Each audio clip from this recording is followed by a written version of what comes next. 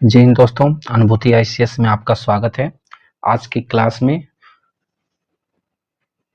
हम लोग घटना चक्र भारत का इतिहास कवर करेंगे, जिसमें 1990 से लेकर 2025 तक के सभी एग्जाम्स के प्रश्न पत्र शामिल हैं। खासतौर पर स्टेट पीसीएस यूपीएससी के प्रीलिम्स और मेंस जो वनडे एग्जाम में होते हैं, और इसमें वन लाइनर भी सम्मिलित है। तो आइए स्टार्ट करते हैं।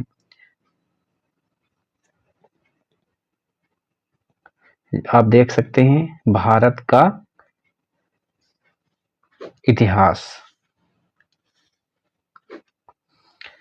यदि आप चैनल में नए हैं तो चैनल को जरूर सब्सक्राइब करिएगा, शेयर करिएगा और लाइक करिएगा।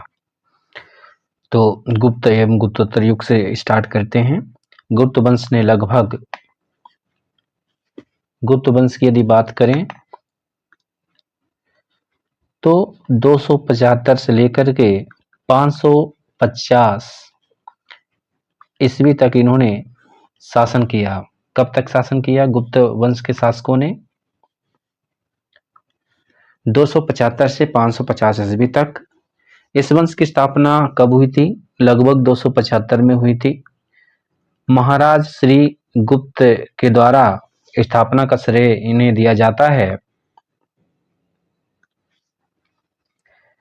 किंतु गुप्त वंश का प्रथम शक्तिशाली शासक चंद्रगुप्त प्रथम को माना जाता है, जिसने 319 से 335 ईस्वी तक शासन किया था। इसने अपनी महत्ता सूचित करने के लिए अपने पूर्वजों के विपरीत महाराजा धीराज की उपाधि धारण किया था। महाराजा धीराज की इन्होंने उपाधि धारण किया था। गुप्त संवत का प्रवर्तक, गुप्त संवत का इन्हें प्रवर्तक भी माना जाता है, और गुप्त संवत की प्रारंभ की तिथि 319 ईस्वी है।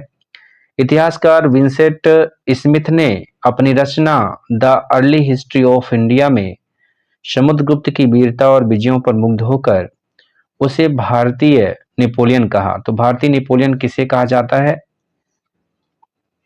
समुद्रगुप्त को कहा जाता है। किसने कहा था? विंसेंट आर्थर स्मिथ ने कहा था। इलाहाबाद प्रयागराज का अशोक जो स्तंभ अभिलेख है, या प्रयागराज प्रशस्ति जिसे कहते हैं, समुद्रगुप्त ने 335 से 375 ईस्वी के शासन के बारे में सूचना मिलती है। इस स्तंभ पर समुद्रगुप्त के संधि विग्रहिक हरिशेन ने संस्कृत भाषा में प्रशंसात्मक वर्णन प्रस्तुत किया है, जिसे प्रयाग प्रशस्ति कहते हैं। इसमें समुद्रगुप्त के विजयों का उल्लेख मिलता है।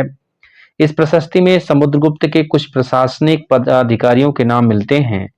वे हैं संधि विग्रहिक, खाद्य टपाकिक, कुमारामात्य, महादंडनायक। तो ये कुछ अधिकारी हैं जिनके वर्णन मिलते हैं प्रयाग प्रशस्ति में।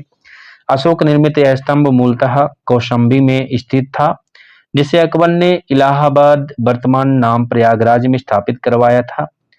इस स्तंभ पर जहांगीर के आदेश हैं। तो इस स्तंभ में जहांगीर के आदेश भी हैं। कथन में दे दिया जाएगा तो याद रखिएगा। बीरबल का भी इसमें उल्लेख मिलता है प्रयाग प्रशस्ति अभिलेख में। गुप्त शासक चंद्रगुप्त द्वितीय विक्रमादित्य 375 से 415 ईस्वी तक ये शासन करते हैं। इनका एक अन्य नाम देवगुप्त भी था। इसका प्रमाण सांची एवं बाकाटक अभिलेखों से मिलता है। उसके अन्य नाम देवराज और देवश्री भी था। तो चंद्रगुप्त द्वितीय को देवराज, देवश्री, विक्रमादित्य, देवगुप्त भी कहा जाता है। मेहरौली लेख के अनुसार चंद्र अर्थात चंद्रगुप्त द्वितीय ने विष्णुपद पर्वत पर विष्णु ध्वज की स्थापना कराई थी। दिल्ली में मेहरौली नामक स्थान से मेहरौली लौह स्तंभ लेख प्राप्त हुआ, जो वर्तमान में कुब्बत उल इस्लाम मस्जिद के प्रांगण में है। इसमें चंद्र नामक किसी राजा की उपलब्धियों का वर्णन किया गया है, जिसका समीकरण गुप्तवंशी शासक चंद्रगुप्त द्वितीय से ही किया जाता है। गुप्त सम्राट चंद्रगुप्त द्वितीय विक्रमादित्य को शक विजेता भी कहा जाता है और इसे सकारी के नाम से भी जाना जाता है। सकारी के नाम से। पश्चिमी भारत के अंतिम शक राजा रुद्रसेन तृतीय को चंद्रगुप्त द्वितीय विक्रमादित्य ने ही परास्त कर पश्चिमी भारत में शक सत्ता का उन्मूलन कर दिया था। शकों को हराने के कारण चंद्रगुप्त विक्रमादित्य एक अन्य उपाधि से सकार भी कहा जाता है। क्या कहा जाता है? सकारी कहा जाता है। उसने इस उपलक्ष्य में चांदी के सिक्के जारी किए। एमपीपीएससी में क्वेश्चन पूछा गया था। एमपीपीएससी का ये क्वेश्चन है। चांदी के सिक्कों को गुप्त काल में रुपयका कहा जाता था। क्या कहा जाता था? रुपयका कहा जाता था। चंद्रगुप्त द्वितीय विक्रमादित्य के शासनकाल में चीनी यात्री फायान आया था। एक और आता है ह्वेनसांग। तो ह्वेनसांग किसके शासनकाल में आता है? ह्वेनसांग हा से ह्वेनसांग हा से हर्षवर्धन, हा से ह्वेनसांग हा से हर्षवर्धन। तो ह्वेनसांग हर्षवर्धन के शासनकाल में आता है। चंद्रगुप्त द्वितीय के नवरत्नों में प्रसिद्ध सर्वकालिक रही। ठीक है, इसकी प्रसिद्धि सर्वकालिक रही। तो प्रमुख नवरत्नों में सर्व प्रमुख महाकवि कालिदास थे। अगले क्रम में महान चिकित्सक, इनके पदनाम भी याद रखने हैं। महान चिकित्सक धन्वंतरी महान चिकित्सक थे। तीसरे खगोल शास्त्री थे बराहमिहिर। बराहमिहिर क्या थे? खगोल शास्त्री थे। चौथे कोशकार थे। कोशकार मतलब लेक्सिकोग्राफर। कोशकार मीन्स लेक्सिकोग्राफर थे। डिक्शनरी निर्माण करता। लेक्सिकोग्राफर मीन्स, कोशकार मीन्स डिक्शनरी निर्माण करता थे। कौन? अमर सिंह। अमर सिंह डिक्शनरी निर्माण करता थे। पांचवें वास्तुकार आर्किटेक्ट हुआ करते थे। आर्किटेक्ट कौन थे? शंकु। शंकु क्या थे? ये आर्किटेक्ट थे। छठवें रत्न फलित ज्योतिषी थे, एस्ट्रोलॉजर थे। छपणक, छपणक एस्ट्रोलॉजर थे। इसी प्रकार सातवें जो विद्वान थे वैयाकरण ग्रामरियन थे। वररुचि एक ग्रामरियन थे।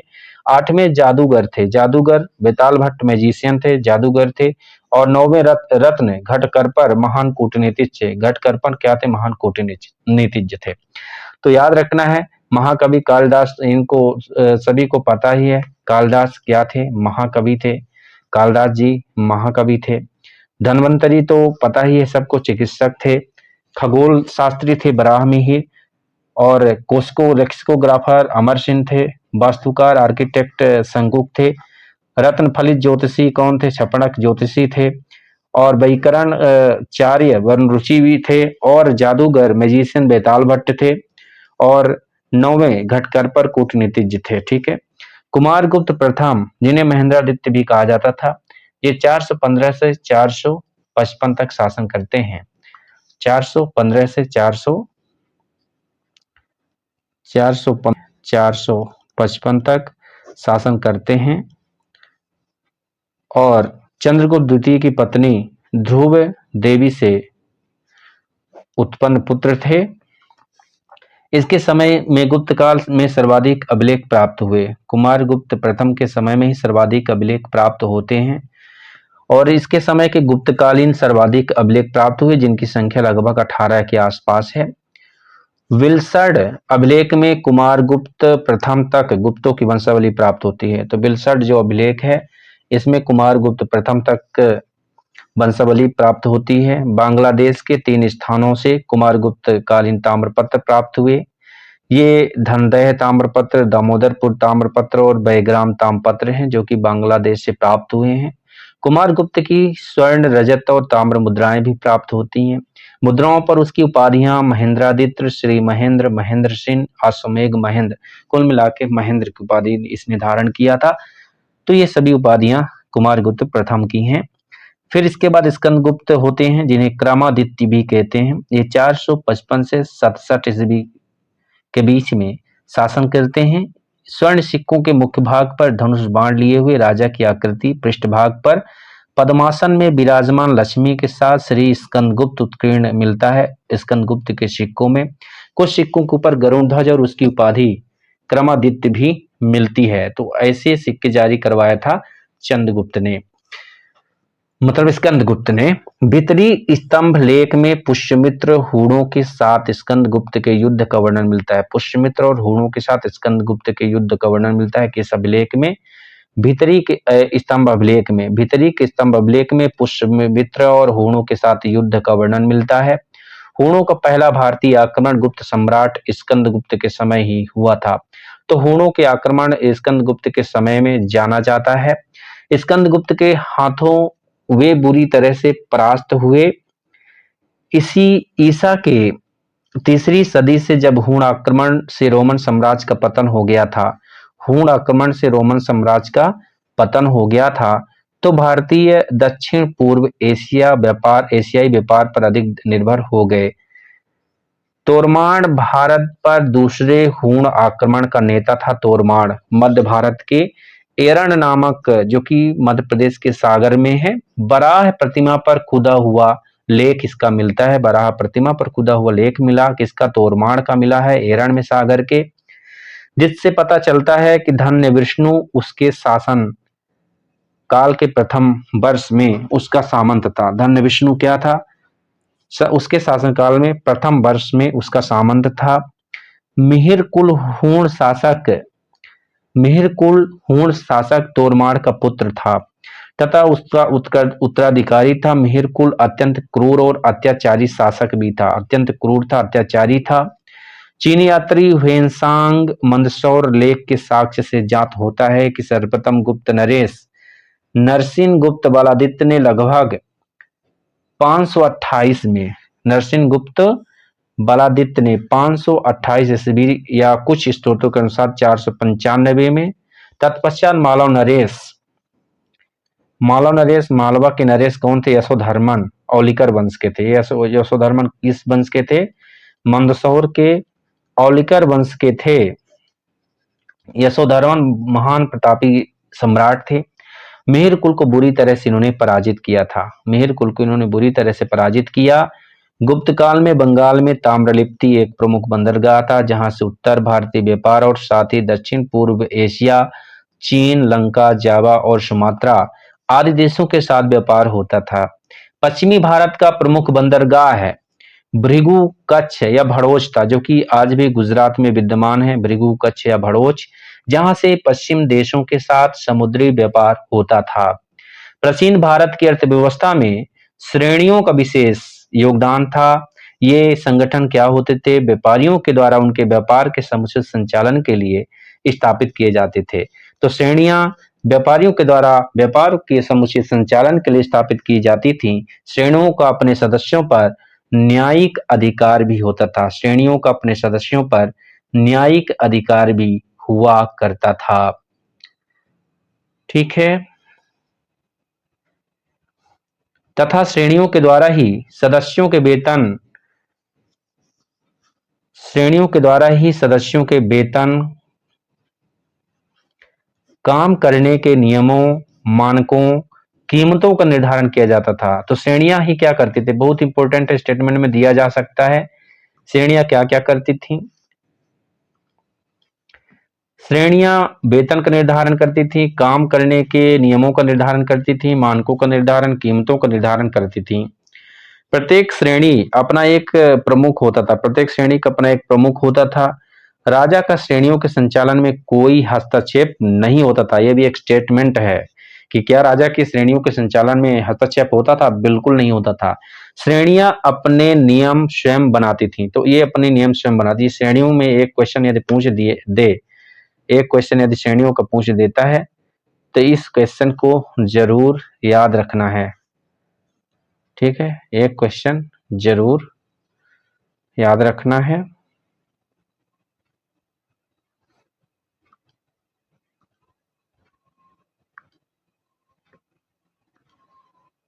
ओके।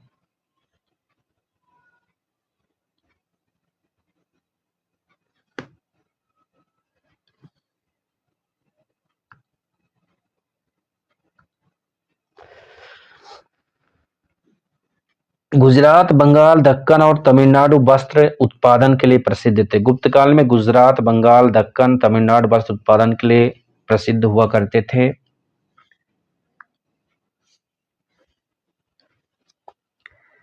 वस्त्रोद्योग गुप्त काल का प्रमुख उद्योग था। गुप्त काल में अंतर्राष्ट्रीय व्यापार के प्रमुख केंद्र ताम्रलिप्ति और भृगुकच्छ थे।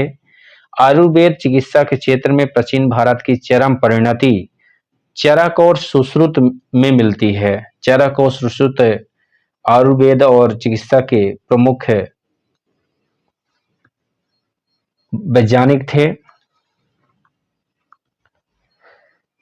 धन्वंतरी चंद्रगुप्त द्वितीय के विक्रमादित्य के नवरत्नों में से एक थे। आयुर्वेद शास्त्र के प्रकांड पंडित थे। भास्कराचार्य प्रख्यात खगोलविद और गणितज्ञ थे। तो भास्कराचार्य की पुस्तक सिद्धांत शिरोमणि है और जिसका भाग लीलावती है। इन ग्रंथों में गणित और खगोल विज्ञान संबंधी विषयों पर प्रकाश डाला गया है। 5वीं सदी ईस्वी तक भारत में त्रिकोणमिति में साइन, कोसाइन और इनवर्स साइन मीन्स कोसज्या, कोसेक सिद्धांत ज्ञात हो चुके थे। सूर्य सिद्धांत आर्यभट्टियम में इनका उल्लेख मिलता है और आर्यभट्टियम में इनका उल्लेख मिलता है। 7वीं सदी में ब्रह्मगुप्त द्वारा चक्री चतुर्भुज के सिद्धांत का वर्णन, तो ब्रह्मगुप्त ने चक्री चतुर्भुज के सिद्धांत का वर्णन किया है। समुद्रगुप्त की कुल 6 प्रकार की स्वर्ण मुद्राएं प्राप्त होती हैं। गरुण, धनुर्धारी, परशु, अश्वमेघ, व्याघ्र हनन, वीणा वादन, तो ये 6 प्रकार के सिक्के स्वर्ण मुद्राएं इसने जारी किया था। किसने? समुद्रगुप्त ने। गुप्त काल में स्वर्ण मुद्रा को दिनार कहा जाता था। तो गुप्त काल में स्वर्ण मुद्रा को क्या कहा जाता था? दिनार कहा जाता था। चीनी यात्री फायान के अनुसार लोग दैनिक क्रय विक्रय में कौड़ियों का उपयोग करते थे। दैनिक क्रय विक्रय के लिए कौड़ियों का उपयोग किया जाता था। गुप्त शासकों के सिक्के उत्तर प्रदेश, बिहार, बंगाल, मध्य प्रदेश और राजस्थान और उड़ीसा में पाए गए हैं। सिक्कों का सबसे प्रसिद्ध प्राप्त स्थल राजस्थान का भयाना है। भयाना भरतपुर जिले में है भयाना। तो सिक्कों का सबसे प्रसिद्ध स्थल है ये। इनके द्वारा जारी किए गए चांदी के सिक्के रुपयक या रूपक कहलाते थे। गुप्त शासकों ने चंद्रगुप्त प्रथम द्वारा सर्वप्रथम सिक्के जारी किए गए। चंद्रगुप्त प्रथम ने सबसे पहले सिक्के जारी किए थे। सती प्रथा का प्रथम अभिलेखी साक्ष्य एरन से प्राप्त होता है। यह अभिलेख 510 का है।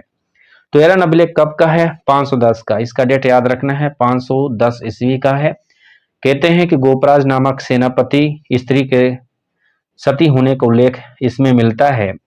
गुप्त साम्राज्य के पतन के कारण क्या क्या थे, आइए देखते हैं। गुप्त साम्राज्य के पतन के कारण पहला था हूण आक्रमण, दूसरा है प्रशासन के समांती ढांचा आदि, और कमजोर उत्तराधिकारी तो थे ही। गुप्त काल में नगर क्रमिक सामंतवादी व्यवस्था भी हो सकती है। गुप्त काल में नगर क्रमिक पतन की ओर अग्रसर हुए। संपूर्ण गंगा घाटी जो शहर पहले अत्यंत समृद्ध अवस्था में था, उनमें से अधिकांश को गुप्त काल में या तो त्याग दिया गया, वहां के आवासन में पर्याप्त विघटन हुआ। पाटलिपुत्र जैसा प्रमुख नगर ह्वेनसांग के आगमन तक अपनी प्रतिष्ठा खो चुका था। मथुरा जैसा प्रमुख नगर कुम्भरहार, सोनपुर, सोहगौरा उत्तर प्रदेश में गंगा घाटी का अनेक महत्वपूर्ण केंद्र इस काल में हरास के ही प्रमाण प्रस्तुत करते हैं। गुप्त काल में कला और साहित्य में हुई प्रगति के आधार पर इस काल को प्राचीन भारत का स्वर्ण युग कहा जाता है। कला एवं साहित्य में हुई प्रगति के आधार पर अजंता की 3 गुफाएं 16वीं, 17वीं और 19वीं 16, 17, 19 गुप्तकालीन मानी जाती हैं। इनमें 16वीं और 17वीं गुफाएं बिहार और 19वीं गुफा चैत्य है। तो 19वीं गुफा क्या है? चैत्य है। 16वीं और 17वीं विहार हैं। बिहार और चैत्य हमने खान सर के नोट से जो वीडियो कवर कराया है एंशिएंट इंडियन हिस्ट्री प्लेलिस्ट आप देख लीजिएगा और उसमें कवर कराई गई है, तो इसमें डिफरेंस पता चल जाएगा चैत्य और बिहार में। गुप्त वंश के शासकों ने मंदिरों एवं ब्राह्मणों को अधिक मात्रा में ग्राम अनुदान में दिए थे। गुप्त काल में जो लोग राजकीय भूमि पर कृषि करते थे, उन्हें अपना उपज का एक भाग राजा को कर के रूप में देना पड़ता था, जो समानतः षष्ठांश होता था, मतलब 1/6 भाग हुआ करता था। गुप्त अभिलेखों में भूमि कर को क्या कहा गया है? गुप्त अभिलेखों में भूमि कर को उद्रंग अथवा भाग, इसी को भाग कर या उदंग कहा जाता था। और प्राय सभी धर्मशास्त्रों में भू राजस्व की दर 1/6, उपज का 1/6 भाग प्राचीन भारत में सिंचाई कर को उदक भोग, उदक मीन्स होता जल, उदक भोग कहा जाता था। सिंचाई कर के लिए लिया जाने वाला कर उदक भोग। उदक से याद रखिएगा, सिंचाई, उदक मीन्स जल, जल से ही क्या करेंगे सिंचाई, और उससे जो टैक्स लेंगे उसको भोग करेंगे तो उदक भोग। हिरण्य मौर्य काल में लिया जाने वाला नगद कर था हिरण्य। गुप्त एवं गुप्तोत्तर काल में रेशम के लिए कौशेय शब्द का उपयोग किया जाने लगा। गुप्त और गुप्तोत्तर काल में रेशम के लिए कौशेय शब्द का उपयोग होता था। तीसरी शताब्दी में वारंगल लोहे के यंत्रों के उपकरणों हेतु प्रसिद्ध था। वारंगल लोहे के यंत्रों और उपकरणों के लिए प्रसिद्ध हो गया तीसरी शताब्दी में। गुप्त काल में लिखित संस्कृत नाटकों में स्त्री और शूद्र प्राकृतिक भाषा बोलते थे, जबकि उच्च वर्ण के लोग संस्कृत भाषा बोलते थे। शूद्रकृत वृक्षकटिकम नामक रचना से गुप्तकालीन शासन व्यवस्था का भी पता चलता है। गुप्तकालीन शासन व्यवस्था शूद्रकृत वृक्षकटिकम से। तो वृक्षकटिकम किसकी रचना है? शूद्रक की रचना है। वृक्षकटिकम भूलना नहीं है। मच्छी कटिकम, वृक्षकटिकम शूद्रक की है। गुप्तकालीन शासन व्यवस्था और नगर जीवन का भी इसमें वर्णन मिलता है, रोचक सामग्री मिलती है। इस ग्रंथ में चारुदत्त नामक ब्राह्मण सार्थवाह एवं एक गणिका की पुत्री बसंत सेना की प्रेम गाथा को शब्दों का रूप दिया गया है। बसंत सेना और चारुदत्त की जो कहानी मिलती है वह शूद्रक के मृच्छकटिकम में ही मिलती है, तो शूद्रक के मृच्छकटिकम को नहीं भूलना है। गुप्त साम्राज्य की शासन व्यवस्था राजतंत्रात्मक थी। गुप्त साम्राज्य की शासन व्यवस्था कैसी थी? गुप्त साम्राज्य की शासन व्यवस्था राजतंत्रात्मक थी। मौर्य शासकों के विपरीत गुप्त वंशी शासक अपनी दैवीय उत्पत्ति में विश्वास करते थे। गुप्त शासकों ने भूमिदान की परंपरा को विस्तारित किया। गुप्त प्रशासन का स्वरूप केंद्रीकृत नहीं था बल्कि संघात्मक प्रकृति का। बहुत बड़ा स्टेटमेंट है। गुप्त साम्राज्य के जो प्रशासन का स्वरूप था संघात्मक प्रकृति का था, केंद्रीकृत नहीं था बल्कि संघात्मक प्रकृति का, जो लोकतंत्र की मेन पहचान है। गुप्त राजा अनेक छोटे राजाओं का राजा होता था। गुप्त राजा अनेक छोटे राजाओं का राजा होता था। सामंत और प्रांतीय शासक अपने अपने क्षेत्रों में नितांत स्वतंत्रता का अनुभव करते थे। तो सामंत तथा प्रांतीय शासक अपने अपने क्षेत्रों में नितांत स्वतंत्रता का अनुभव करते थे, इसलिए संघात्मक प्रकृति का शासन था। शतरंज का खेल भारत में गुप्त काल के दौरान उद्भूत हुआ था, जिसे चतुरंग कहा जाता था। तो चतुरंग के नाम से शतरंज खेल की क्या होती उत्पत्ति होती है। भारत से यह ईरान गया और इसके बाद पश्चिम यूरोप में गया, जिसे शतरंज में कन्वर्ट कर दिया गया, चेस। प्रवरसेन प्रथम 275 से 335, 275 से 335 ईस्वी वाकाटक वंश के एकमात्र शासक था जिसने सम्राट की उपाधि धारण की थी। वाकाटक शासक प्रवरसेन प्रथम ने 4 अश्वमेध यज्ञ करवाए थे। तो प्रवरसेन ने 4 अश्वमेध यज्ञ करवाए। इसके साथ ही उसने अनेक वैदिक यज्ञ भी करवाए। इसी वंश के शासक प्रवरसेन द्वितीय की रुचि साहित्य में थी और उसने सेतुबंध नामक ग्रंथ की रचना की थी। ये यहाँ से क्वेश्चन पूछा जाता है। तो प्रवरसेन द्वितीय की रचना है, प्रवरसेन द्वितीय की रचना है सेतुबंध। सेतुबंध द्वितीय की रचना है, जबकि प्रवरसेन प्रथम ने 4 अश्वमेध यज्ञ करवाए और बहुत सारे वैदिक यज्ञ भी करवाए। महर्षि कपिल ने सांख्य दर्शन का प्रतिपादन किया। सांख्य पुनर्जन्म अथवा आत्मा के आवागमन के सिद्धांत को स्वीकार करता है। सांख्य दर्शन में अज्ञानता को ही दुखों का कारण तथा आत्मज्ञान को उनसे मुक्ति का एकमात्र उपाय बताया गया है। महर्षि पतंजलि को योग दर्शन का प्रतिष्ठापक कहा जाता है। महर्षि पतंजलि योग दर्शन के प्रतिष्ठापक हैं। बाबा रामदेव जी के संस्थान का नाम भी पतंजलि है, क्योंकि ये योग दर्शन के प्रतिष्ठापक हैं, आचार्य माने जाते हैं। सर्वप्रथम महर्षि पतंजलि ने ही सुसंबद्ध दार्शनिक सिद्धांत के रूप में योग का विवेचन किया था। इसीलिए पतंजलि दर्शन भी, इसे योग को पतंजलि दर्शन के नाम से भी जाना जाता है। नव्य न्याय संप्रदाय का प्रवर्तन मिथिला के आचार्य गंगेश उपाध्याय को माना जाता है। इन्होंने नव्य न्याय संप्रदाय की स्थापना की थी। मिथिला के ही थे गंगेश उपाध्याय जी। युग प्रवर्तक कृति इनकी तत्व चिंतामणि से हुआ। इसके संवर्धन के लिए बंगाल के नवद्वीप के न्यायिक वासुदेव सार्वभौम्य, दीधीतिकार रघुनाथ शिरोमणि तथा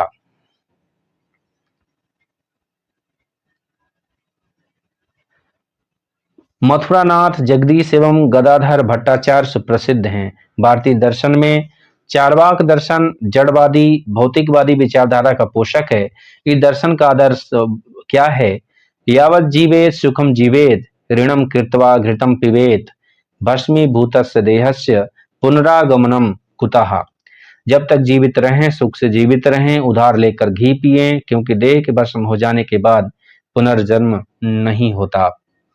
न्याय दर्शन का प्रवर्तन गौतम ने किया, जिन्हें अक्षपाद गौतम कहते हैं।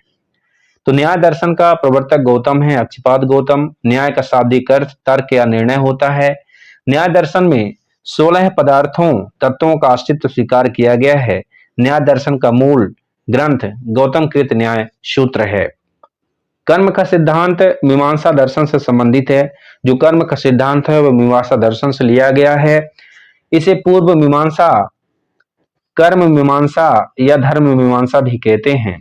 जैमिनी ने पूर्व मीमांसा का प्रतिपादन किया, यानी कर्म का सिद्धांत पूर्व मीमांसा पर आधारित है। इसी को कर्म मीमांसा, धर्म मीमांसा कहते हैं। जैमिनी ने पूर्व मीमांसा का प्रतिपादन किया। मीमांसा के प्रखर और उद्भट आचार्य कुमारिल भट्ट थे।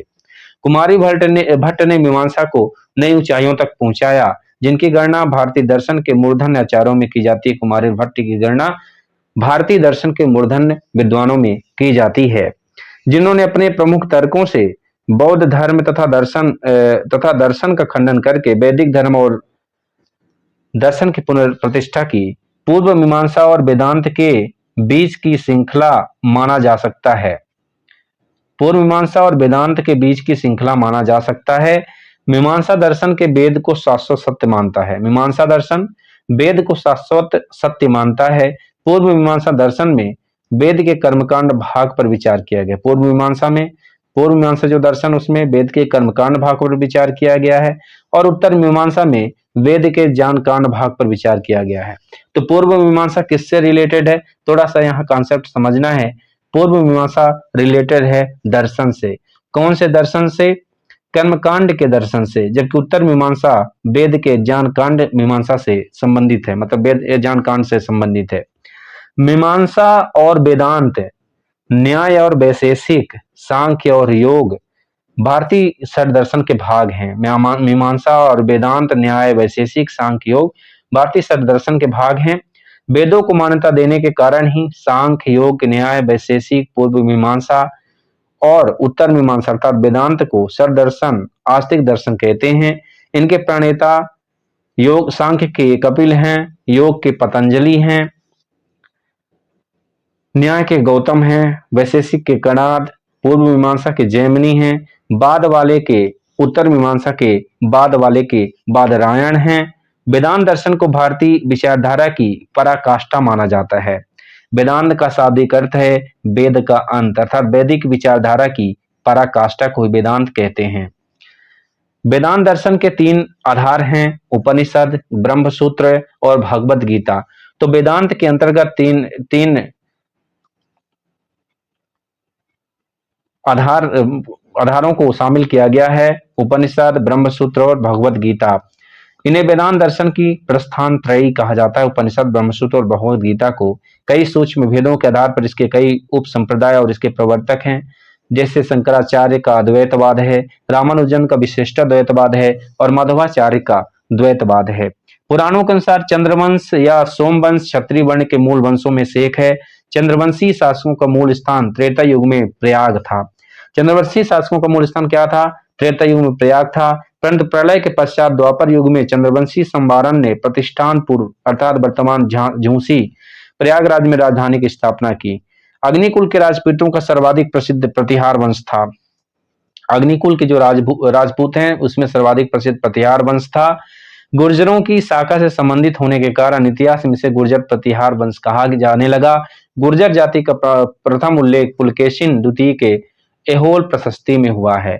बाणभट्ट के हर्ष चरित में भी गुर्जरों को उल्लेख मिलता है। गुर्जर प्रतिहार वंश का संस्थापक नागभट्ट प्रथम हुआ करता था। 730 से 756 तक इसने शासन किया था। ग्वालियर अभिलेख से पता चलता है कि उसने म्लेच्छ शासक की विशाल सेना को नष्ट कर दिया था, जो संभवतः सिंध का अरब शासक था। इस प्रकार नागभट्ट प्रथम ने अरबों के आक्रमण से पश्चिम भारत की रक्षा की थी। राष्ट्रकूट वंश की स्थापना 736 में दंती दुर्ग ने की थी। उसने मानेखेट को अपनी राजधानी बनाई थी। दंती दुर्ग के संबंध में कहा जाता है कि उज्जैनी में उसने हिरण्यगर्भ महादान यज्ञ करवाया था। दंती दुर्ग ने राष्ट्रकूट राजा अमोघवर्ष प्रथम का जन्म 800 ईस्वी के लगभग नर्मदा नदी के किनारे श्री भावन नामक स्थान पर सैनिक छावनी में हुआ था। इस समय इसके पिता राष्ट्रकूट राजा गोविंद तृतीय थे। तो गोविंद तृतीय का पुत्र था अमोघवर्ष प्रथम। उत्तर भारत के सफल अभियानों के बाद वापस लौट रहे थे। मौखरी गुप्तों के सामंत थे। मौखरी शासक गुप्तों के सामंत हुआ करते थे, जो मूलतः गया के निवासी थे। बिहार के गया के निवासी थे मौखरी। मौखरी वंश के शासकों ने अपनी राजधानी कन्नौज को बना लिया। इस वंश के प्रमुख शासक हरिवर्मा, आदित्य वर्मा, हरि आदित्य, ईशान, सर्वग्रह। तो हरिवर्मा, आदित्य वर्मा, ईशान, सर्वग्रह, सर्ववर्मा और ग्रहवर्मा थे। हर्ष के समय की विस्तृत सूचना इसके दरबारी कवि वाणभट्ट की हर्षचरित से मिलती है और इससे जुड़ी कुछ सूचनाएं कल्हणकृत राजतरंगिणी से भी मिलती हैं। चीनी स्त्रोतों से पता चलता है कि हर्ष एवं राजश्री दोनों साथ साथ कन्नौज के सिंहासन पर बैठते थे। हर्ष ने अपनी राजधानी थानेश्वर से कन्नौज स्थानांतरित कर लिया था ताकि वह राजश्री को प्रशासनिक कार्यों में पूरी सहायता प्रदान कर सके। अन्य धर्मों में महायान की उत्कृष्टता सिद्ध करने के लिए हर्ष ने कन्नौज में विभिन्न धर्मों और संप्रदायों के आचार्यों की एक विशाल सभा बुलवाई। चीनी साक्ष्यों के अनुसार इस सभा में 20 देशों के राजा अपने देशों के प्रसिद्ध ब्राह्मणों, श्रमणों, सैनिकों, राजपुरुषों आदि के साथ उपस्थित हुए थे। इस सभा की अध्यक्षता हुएनसांग कर रहे थे। साथ ही हर्ष के समय प्रति 5वें वर्ष प्रयाग में संगम क्षेत्र में एक समारोह का आयोजन किया जाता था, जिसे इस समारोह को क्या कहा जाता था? महामोक्ष परिषद कहा जाता था। 5वें वर्ष होता था। कहाँ होता था? प्रयाग के संगम क्षेत्र में। ह्वेनसांग स्वयं छठे समारोह में उपस्थित हुआ था। 18 देशों के राजा इसमें सम्मिलित हुए थे। हर्ष के विजयों के फलस्वरूप उसके राज्य की पश्चिमी सीमा नर्मदा नदी तक पहुंच गई थी। इधर पुलकेशिन द्वितीय भी उत्तर की ओर राज्य का विस्तार करना चाह रहा था। ऐसी स्थिति में दोनों के बीच युद्ध अवश्यंभावी हो गया था। फलतः नर्मदा के तट पर दोनों के बीच होता है टकराहट। पुलकेशिन द्वितीय ने हर्ष को पराजित किया। पुलकेशिन द्वितीय के और प्रशस्ति एवं ह्वेनसांग का विवरण इस युद्ध के साक्ष्य हैं। हर्षवर्धन के समय सर्वप्रमुख घटना चीनी यात्री ह्वेनसांग के भारत आगमन की है। उसने तांग शासकों की राजधानी चंगन चीन से भारतवर्ष के लिए 629 में प्रस्थान किया। 629 में अपनी भारत यात्रा के ऊपर उसने एक ग्रंथ लिखा जिसे शियोगी कहा जाता है। इसने भीनमाल की यात्रा की थी। भीनमाल की यात्रा की। इसे यात्रियों में राजकुमार वेनसांग के अनुसार सड़कों पर आवागमन पूर्णतः सुरक्षित नहीं था। अपराध अथवा निर्दोष सिद्ध करने के लिए अग्नि, जल, विष आदि का द्वारा दिव्य परीक्षाएं ली जाती थीं। उसके अनुसार व्यापारिक मार्गों, घाटों, बिक्री की वस्तुओं आदि पर भी कर लगते थे, जिससे राज्य को पर्याप्त धन प्राप्त होता था। वेनसांग चीन के तांग वंशी शासक ताइशुंग का समकालीन था। ताइशुंग का समकालीन इसी के राज्य का नागरिक था। 637 में ह्वेनसांग नालंदा विश्वविद्यालय गया। 637 में नालंदा विश्वविद्यालय गया। 629 में भारत आता है और वेनसांग के अनुसार मथुरा उस समय सूती वस्त्रों के लिए प्रसिद्ध था, जबकि वाराणसी रेशमी वस्त्रों के लिए प्रसिद्ध था। वाराणसी में रेशम और मथुरा में सूती वस्त्र। वेनसांग बताता है कि थानेश्वर की समृद्धि का प्रधान कारण वहां का व्यापार ही था। बाण ने थानेश्वर नगरी को अतिथियों के लिए चिंतामणि भूमि तथा व्यापारियों के लिए लाल भूमि बताया है। बाण ने थानेश्वर नगरी को अतिथियों के लिए चिंतामणि भूमि है, जबकि व्यापारियों के लिए लाल भूमि है। कौन? थानेश्वर। हर्ष की मृत्यु के बाद कन्नौज विभिन्न शक्तियों के आकर्षण का केंद्र बन गया। इसे महोदया श्री आदि नामों से अभिव्यक्त किया गया। तो कन्नौज को किस किस नाम से जाना गया? महोदय और महोदया श्री के नाम से जाना गया। अतः इस पर अधिकार करने के लिए 8वीं सदी में 3 बड़ी शक्तियां उभरती हैं। कौन कौन? पाल, प्रतिहार, और राष्ट्रकूट। पाल, प्रतिहार और राष्ट्रकूट तीन शक्तियां उभरती हैं कन्नौज को ध्यान में रखते हुए और इनके बीच त्रिकोणीय संघर्ष की भूमिका तैयार हो जाती है, जो 8वीं 9वीं शताब्दी के उत्तर भारत के इतिहास का सर्वाधिक महत्वपूर्ण घटनाक्रम है।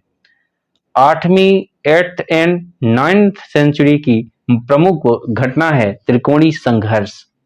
इस संघर्ष में अंततः गुर्जर प्रतिहारों को सफलता मिलती है। अनंतिम रूप से फाइनली कौन जीतता है? फाइनली गुर्जर प्रतिहार ही विजय पाते हैं त्रिपक्षीय या त्रिकोणीय संघर्ष में। चीनी यात्री इस सिंह की बात करें तो चीनी यात्री ये सिंह 671 695 ईस्वी तक जब वह युवक था, अपने 37 बौद्ध सहयोगियों के साथ बौद्ध धर्म के अवशेषों को देखने की इच्छा लेकर के विश्व का भ्रमण करने निकल पड़ा। वह दक्षिण के समुद्री मार्ग से होता हुआ भारत आया, सुमात्रा होते हुए वह चीन वापस लौट गया। प्राचीन काल के चीनी लेखकों ने भारत का उल्लेख इंतु के नाम से किया है। तो भारत को चीनी यात्रियों ने क्या कहा है? इंतु कहा है और थियान तू के नाम से जाना है। नालंदा विश्वविद्यालय बख्तियार खिलजी के अधीन तुर्क मुस्लिम आक्रमणकारियों द्वारा 1193 ईस्वी में नष्ट कर दिया गया था। 1192 में तराइन का युद्ध होता है, इसको याद रखना है, और 1193 ईस्वी में नष्ट कर दिया जाता है नालंदा विश्वविद्यालय के लाइब्रेरी को। यह भारत में बौद्ध मत के पतन के लिए अंतिम प्रहार के रूप में देखा जाता है। विक्रमशिला के प्राचीन बौद्ध विश्वविद्यालय की स्थापना बंगाल के पाल वंशीय शासक तो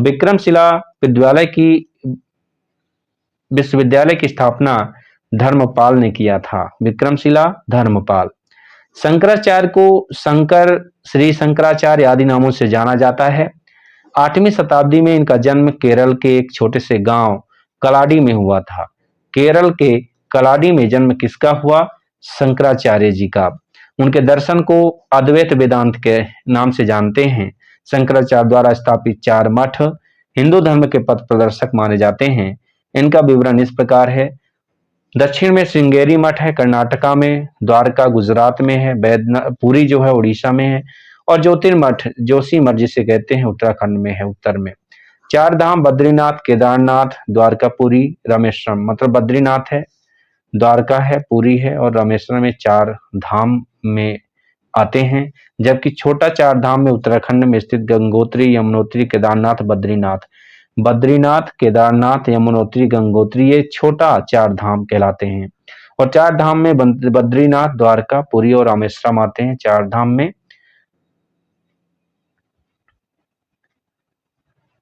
तो अब हम लोग क्वेश्चन सॉल्व करते हैं। क्वालिटी बढ़ा लीजिएगा तो पूरा इसमें दिखेगा, यह कि मैं ही जूम कर लेता हूं। गुप्त वंश का जो शासनकाल है क्या है?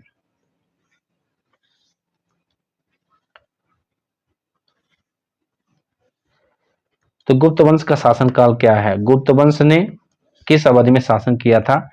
तो 319 से 500 ईस्वी तक, 319 से 500 ईस्वी तक इन्होंने शासन किया था।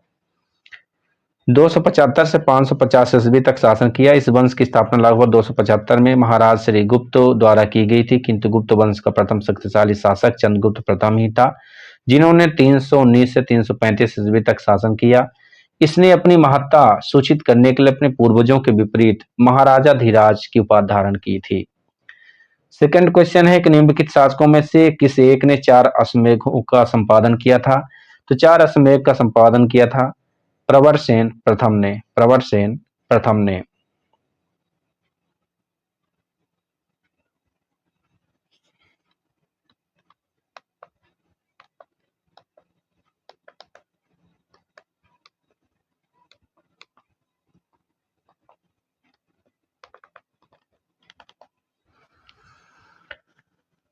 4 अश्वमेध यज्ञ का संपादन प्रवरसेन प्रथम ने किया था। नेक्स्ट क्वेश्चन देखते हैं। भारत का नेपोलियन किसे कहा जाता है? तो भारत का नेपोलियन समुद्रगुप्त को कहा जाता है, विंसेंट स्मिथ ने कहा था।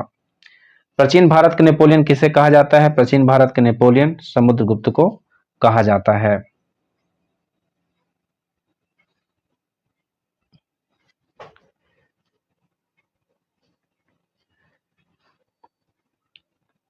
नेक्स्ट क्वेश्चन देखते हैं। निम्नलिखित में से किस गुप्त राजा का एक नाम देवगुप्त था? तो देवगुप्त कहा जाता था चंद्रगुप्त द्वितीय को। चंद्रगुप्त द्वितीय को देवगुप्त, देवराज और इसे देवश्री भी कहा जाता था। विक्रमादित्य तो कहा ही जाता था। प्रथम गुप्त शासक जिसने परम भागवत की उपाधि धारण की थी, परम भागवत की उपाधि समुद्रगुप्त ने धारण की थी। परम भागवत उपाधि धारण करने वाला प्रथम गुप्त शासक कौन था? परम भागवत की उपाधि समुद्रगुप्त ने धारण किया था। इलाहाबाद स्तंभ अभिलेख निम्नलिखित में किस एक से संबंध है? तो चंद्रगुप्त मौर्य भी और अशोक, मतलब ये अशोक और समुद्रगुप्त से रिलेटेड है। अशोक और समुद्रगुप्त दोनों से रिलेटेड है। सी एंड डी इसका आंसर होगा। जहांगीर और बीरबल का भी उल्लेख मिलता है। इलाहाबाद अशोक स्तंभ किसके शासन के बारे में सूचना प्रदान करता है? इलाहाबाद अशोक स्तंभ तो समुद्रगुप्त के बारे में, इसमें ये नहीं होगा। प्रयाग प्रशस्ति किसके सैन्य अभियान के बारे में जानकारी देता है? तो समुद्रगुप्त के। समुद्रगुप्त के प्रयाग प्रशस्ति में कौशल के शासक का क्या नाम था? कौशल के शासक का नाम महेंद्र था। तो ये बहुत इंपॉर्टेंट है। कौशल के एक शासक का वर्णन मिलता है जिसका नाम क्या था? कौशल के शासक का नाम महेंद्र था। प्रयाग प्रशस्ति 19वीं से 20वीं पंक्तियों में दक्षिणापथ के 12 राज्यों तथा उनके राजाओं के नाम मिलते हैं। प्रयाग प्रशस्ति से जात होता है कौशल के राजा महेंद्र था। दक्षिणापथ के राज्यों में समुद्रगुप्त ने पहले जीता, किंतु फिर ग्रह मुख्यानुग्रह नीति के तहत कृपा कर उन्हें स्वतंत्र कर दिया। समुद्रगुप्त के प्रयाग प्रशस्ति वाले स्तंभ पर निम्नलिखित में किसका उल्लेख मिलता है? तो जहांगीर का उल्लेख मिलता है। जहांगीर का उल्लेख मिलता है प्लस बीरबल का भी उल्लेख मिलता है। नेक्स्ट क्वेश्चन है, पृथिव्या प्रथम वीर किसे कहा गया है? पृथिव्या प्रथम वीर समुद्रगुप्त को कहा गया है। हरिसेन समुद्रगुप्त के दरबार का प्रसिद्ध कवि था, सही है। उसने देवीचंद्र गुप्तम महाकाव्य की रचना की, गलत हो सकता है। प्रयाग प्रशस्ति का भी रचयिता था, तो ये 3 सही है। तो इसका सही आंसर फर्स्ट सही है और थर्ड सही है, तो डी नंबर इसका सही आंसर होगा। इलाहाबाद प्रयाग प्रशस्ति स्तंभ पर समुद्रगुप्त के संविग्रहिक एवं कवि हरिसेन ने संस्कृत भाषा में प्रशंसात्मक वर्णन प्रस्तुत किया, जिसे प्रयाग प्रशस्ति कहा गया। इसमें समुद्रगुप्त की विजयों का उल्लेख मिलता है। देवीचंद्र गुप्तम नाटक की रचना विशाख दत्त ने किया था। देवीचंद्र गुप्तम विशाख दत्त ने लिखा था। इससे गुप्तवंशी शासक रामगुप्त के विषय में सूचना प्राप्त होती देवीचंद्र गुप्तम से। नेक्स्ट क्वेश्चन है, दक्षिण भारत के समुद्रगुप्त के समकालीन नरेश और उनके राज्य क्या क्या हैं? धनंजय, नीलराज, उग्रसेन, विष्णुगुप्त और इनके संबंध किससे हैं? तो आइए देख लेते हैं। धनंजय कुस्तलपुर का राजा था, नीलराज अवमुक्त का, उग्रसेन पालक्का का, विष्णुगुप्त कांची का। इंपॉर्टेंट क्वेश्चन है, इसको देख लीजिएगा। धनंजय कुस्तलपुर का था, नीलराज अवमुक्त का था, उग्रसेन पलक्का था, विष्णुगुप्त कांची का था। दिल्ली की कुब्बतुल इस्लाम मस्जिद के प्रांगण में उन्नत प्रसिद्ध लौह स्तंभ किसकी स्मृति में बनाया गया था? तो चंद्र की स्मृति में बनाया गया था। नेक्स्ट क्वेश्चन है कि किस गुप्त शासक ने अपने बड़े भाई की हत्या कर सत्ता प्राप्त किया था? तो चंद्रगुप्त द्वितीय ने। चंद्रगुप्त द्वितीय ने अपने बड़े भाई चंद्रगुप्त द्वितीय ने अपने बड़े भाई की हत्या करके चंद्रगुप्त द्वितीय ने सत्ता प्राप्त किया था। समुद्रगुप्त के पश्चात उसका पुत्र रामगुप्त शासक बनता है, लेकिन शकों के आक्रमण का सक्षम विरोध न करने के कारण उसके भाई चंद्रगुप्त द्वितीय ने रामगुप्त की हत्या कर उसकी पत्नी ध्रुव देवी से क्या कर लेता है? विवाह कर लेता है और शकों के विरुद्ध विजय प्राप्त करता है। ये चंद्रगुप्त द्वितीय था, चंद्रगुप्त द्वितीय। नेक्स्ट क्वेश्चन है कि कौन सा राजवंश हूणों के आक्रमण से अत्यंत विचलित हुआ था? कौन सा राजवंश? तो गुप्त राजवंश हूणों के आक्रमण से सर्वथा विचलित हुआ था। और सर्वप्रथम हूण आक्रमण स्कंदगुप्त के समय में प्रथम आक्रमण हुआ था। हुणों का पहला भारतीय आक्रमण गुप्त सम्राट स्कंदगुप्त के शासनकाल में हुआ तथा स्कंदगुप्त के हाथों में बुरी तरह पराजित होते हैं। यह आक्रमण एक धावा मात्र रहा और देश के ऊपर इसका कोई तात्कालिक प्रभाव नहीं पड़ा, किंतु परोक्ष रूप से इसने गुप्त साम्राज्य के पतन की गति को तेज कर दिया। स्कंदगुप्त की मृत्यु के बाद 5वीं शताब्दी ईस्वी के अंत तक मतलब 590 प्लस, 6ठी शताब्दी ईस्वी के प्रारंभ में, 5वीं मतलब 499 प्लस कहें, 6ठी शताब्दी ईस्वी के प्रारंभ में मतलब 501 के आसपास प्रारंभ में उत्तर पश्चिम के कई क्षेत्रों पर हुणों ने कब्जा कर लिया। मतलब भारत के उत्तर पश्चिम वाले क्षेत्रों पर कई क्षेत्रों में हुणों ने क्या कर लिया था। 6ठी शताब्दी के प्रारंभ में क्या कर लिया था, हुणों ने उत्तर पश्चिम क्षेत्र में कई जगहों पर आक्रमण कर लिया, मतलब कब्जा कर लिया था। हुणों ने भारत पर आक्रमण किया था, कब किया था, तो स्कंदगुप्त के शासनकाल में। नेक्स्ट क्वेश्चन है कि निम्नलिखित में किसे गुप्त शासकों ने हुणों पर विजय प्राप्त की। किस गुप्त शासकों ने हुणों पर विजय प्राप्त की, तो स्कंदगुप्त ने। गुप्त सम्राट जिसने हुणों को पराजित किया था वो स्कंदगुप्त थे। इनमें से किस गुप्त शासक ने हुणों को पराजित किया था, तो स्कंदगुप्त ने किया था।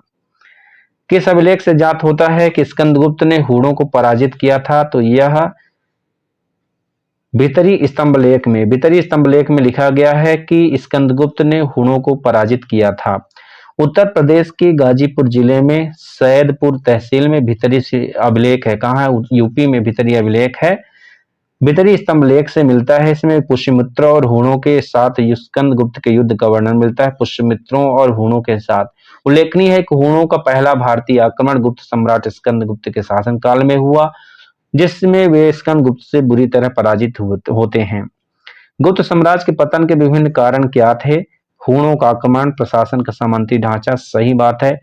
उत्तरवर्ती गुप्तों का बौद्ध धर्म स्वीकार करना, निम्नलिखित में कौन सा कारण नहीं है, तो अरब आक्रमण के कारण नहीं, बाकी ये 3 कारण सही हैं। अरब आक्रमण असत्य है। शक विजेता किसे कहा जाता है, शक विजेता चंद्रगुप्त द्वितीय को कहा जाता है। इसे शकारी कहा जाता है और इसने उसके उपलक्ष्य में चांदी के सिक्के जारी किए थे, जिसे रुपयका कहा जाता है। रजत सिक्के जारी करने वाला प्रथम गुप्त शासक कौन था। रजत सिक्के जारी करने वाला प्रथम शासक चंद्रगुप्त द्वितीय था। चंद्रगुप्त द्वितीय ऐसा शासक था जिसने रजत सिक्के जारी किया था। नेक्स्ट क्वेश्चन देखते हैं। रजत सिक्का जारी करने वाला प्रथम गुप्त शासक चंद्रगुप्त द्वितीय विक्रमादित्य था, जिसने गुप्त काल में रुपयका रूपक कहा जाता था। चंद्रगुप्त द्वितीय ने शक मुद्राओं के ही अनुकरण पर रजत मुद्राओं को उत्कीर्ण करवाया था। चंद्रगुप्त द्वितीय के संदर्भ में निम्नलिखित कौन से कथन सही हैं। शक विजय के संदर्भ में सबसे सबल प्रमाण इस नरेश की रजत मुद्राएं हैं, ये सही है। इन मुद्राओं की तौल लगभग 33 ग्रेन हुआ करती थी, तो 33 ग्रेन की होती थी, सही है। 33 ग्रेन की होती थी, बात सही है, इसलिए आंसर 1 और 2 दोनों सही है। शक विजय के उपरांत चंद्रगुप्त द्वितीय ने शकों के अनुकरण पर ही पहली बार रजत मुद्राओं को प्रचलित किया। इन मुद्राओं का वजन समांतर 30 से 33 ग्रेन तक होता था, अतः प्रश्न दोनों सही है। ठीक है। शकों पर विजयोपरांत चंद्रगुप्त द्वितीय ने निम्नलिखित किस धातु के सिक्के चलाए थे। एमपीपीएससी 2023 का क्वेश्चन है।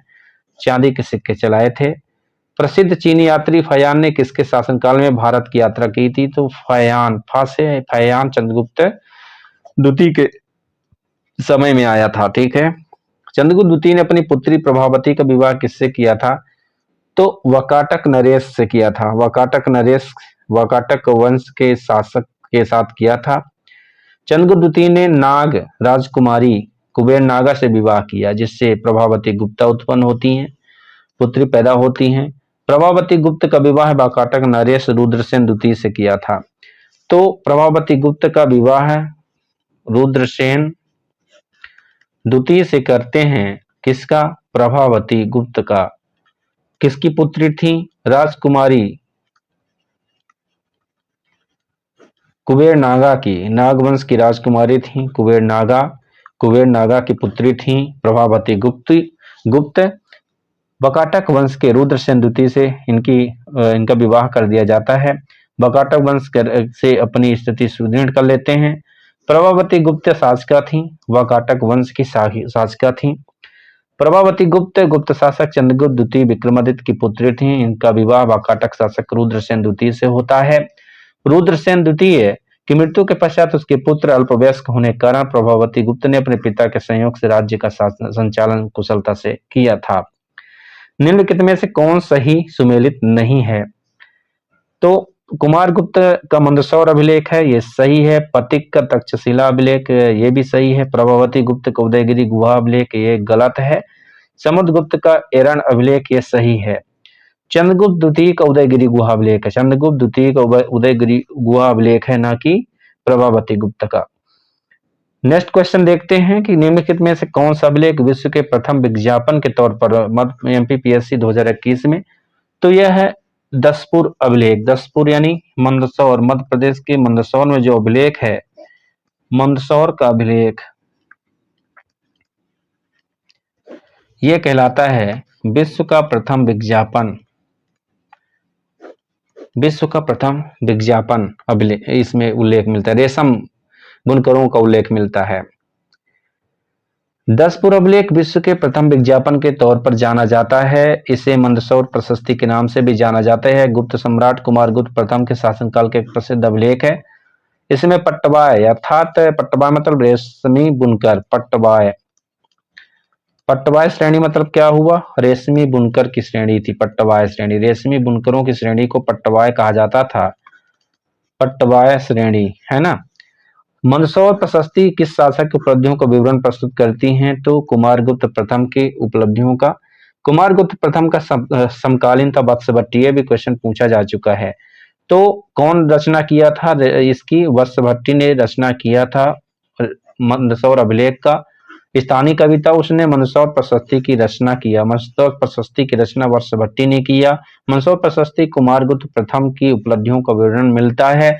इस प्रशस्ति में तंतुवाय श्रेणी या पट्टवाय श्रेणी का उल्लेख मिलता है।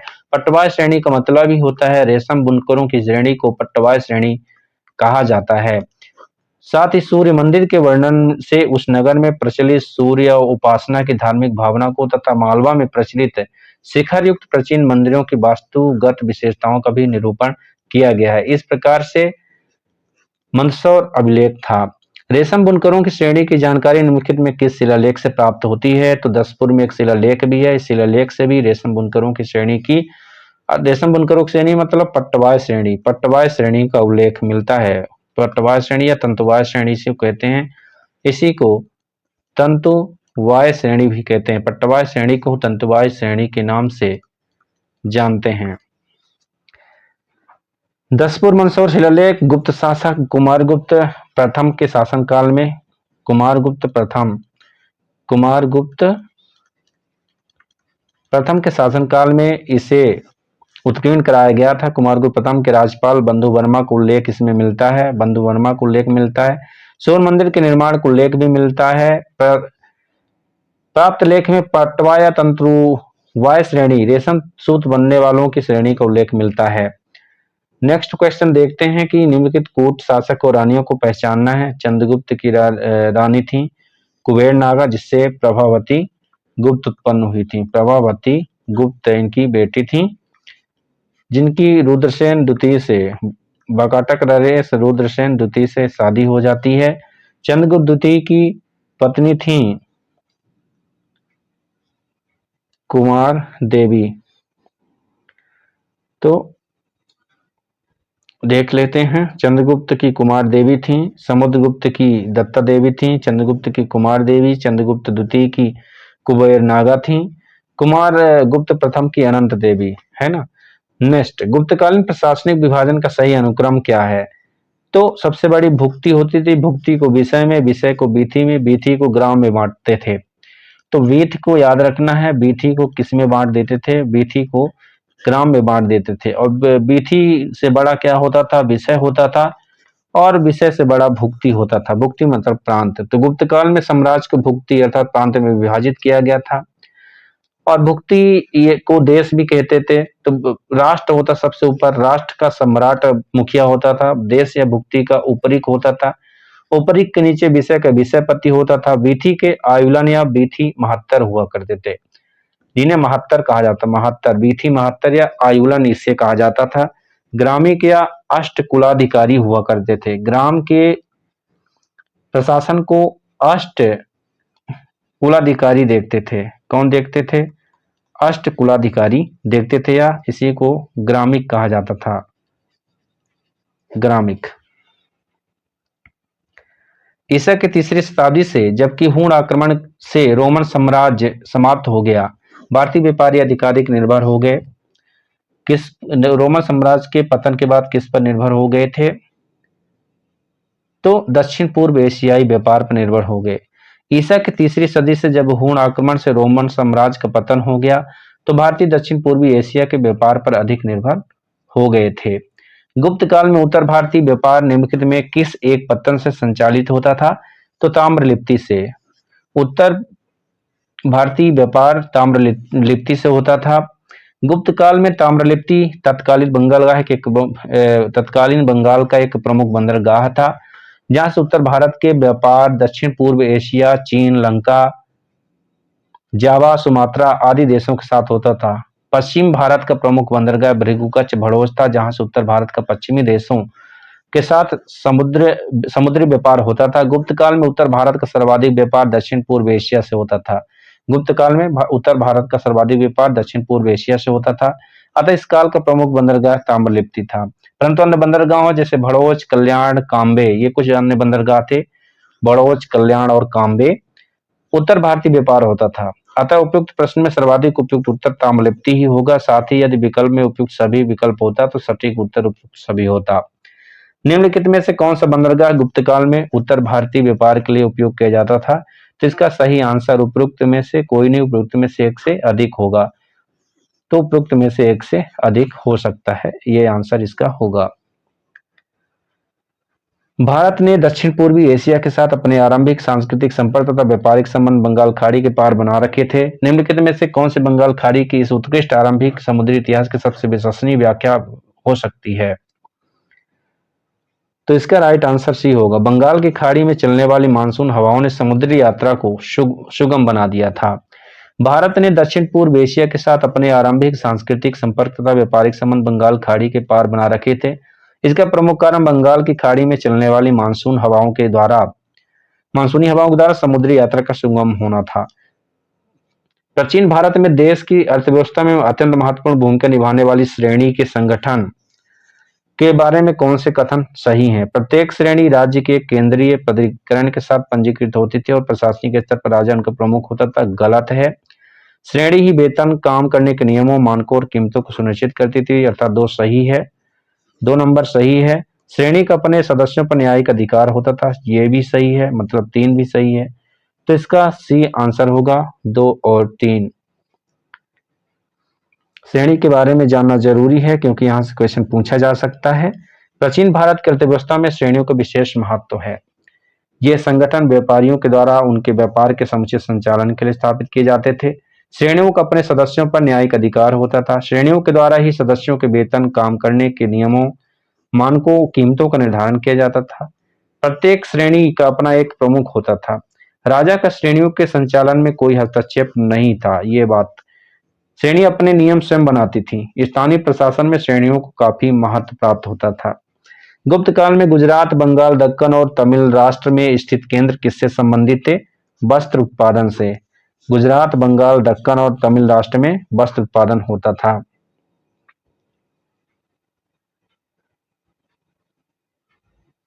प्राचीन काल में वर्ण को सारथवाह भी कहा जाता था। वैश्य वर्ण को सारथवाह कहा जाता था। अमरकोश के टीकाकार क्षीर स्वामी ने लिखा है, जो पूंजी द्वारा व्यापार करने वाले पांथों व्यापारियों का अगुवा हो वह सार्थवाह है। सार्थान, सधनान, सार्थोवा, पांथान, बहत, सार्थवाह। वस्तुतः सार्थ का अभिप्राय समान या सहयुक्त अर्थ पूंजी वाले व्यापारी जो बाहरी मंडियों के साथ व्यापार करने के लिए एक साथ कारवां बनाकर चलते हैं, वे सार्थ कहलाते हैं। इन व्यापारियों का नेता शातवाह कहलाता है, अतः प्राचीन काल में वैश्य वर्ण को शातवाह के नाम से जाना जाता था।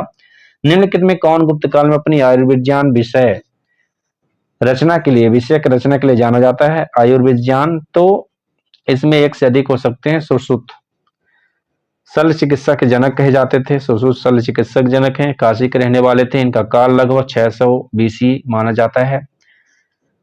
शौनक ऋग्वेद कालीन ऋषि थे। शूद्रक गुप्तकालीन नाटककार थे, साहित्यकार थे, नाटककार साहित्यकार। सौमिल्य गुप्तकालीन नाटककार हैं, जिसे कालिदास ने भास और कविपुत्र के साथ याद किया है। इस प्रकार गुप्त काल में औषधि के क्षेत्र में उपयुक्त में किसी ने कार्य नहीं किया। चूंकि गुप्त काल का प्रारंभ 275 ईस्वी में श्रीगुप्त ने से प्रारंभ होता है, जो सुश्रुत के मान्य काल प्रायः 600 ईस्वी से बाद का है, इसलिए सुश्रुत को गुप्त काल के समकालीन मानना औचित्यपूर्ण नहीं है। इनमें से कौन गुप्त काल में औषधि के क्षेत्र में अपने कार्य के लिए जाने जाते हैं? तो सुश्रुत, सौमिल्य, शूद्रक, शौनक। तो इसका आंसर उपरोक्त में से कोई नहीं, उपरोक्त में से एक से अधिक हो सकता है। निम्नलिखित में किसका प्राचीन भारत के आयुर्वेद शास्त्र से संबंध नहीं है? भास्कराचार्य का। धन्वंतरी चंद्रगुप्त द्वितीय विक्रमादित्य के नवरत्नों में से एक थे। धन्वंतरी को चंद्रगुप्त द्वितीय के नवरत्नों में से एक माना जाता है। ये आयुर्वेद के शास्त्र के प्रकांड पंडित थे। सुश्रुत आयुर्वेद के विख्यात विद्वान थे। चरक कनिष्क के राजवैद्य थे, जिन्होंने चरक संहिता लिखा। जबकि भास्कराचार्य प्रख्यात खगोलज और गणितज्ञ थे, उन्होंने सिद्धांत शिरोमणि लिखा। इस ग्रंथ में गणित तथा खगोल विज्ञान संबंधी विषयों पर प्रकाश डाला गया है। लीलावती के लेखक भास्कराचार्य को ही माना जाता है। लीलावती सिद्धांत शिरोमणि का एक सब पार्ट है।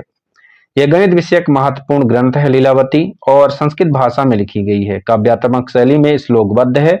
वस्तुतः लीलावती भास्कराचार्य द्वारा रचित ग्रंथ सिद्धांत शिरोमणि का एक भाग है।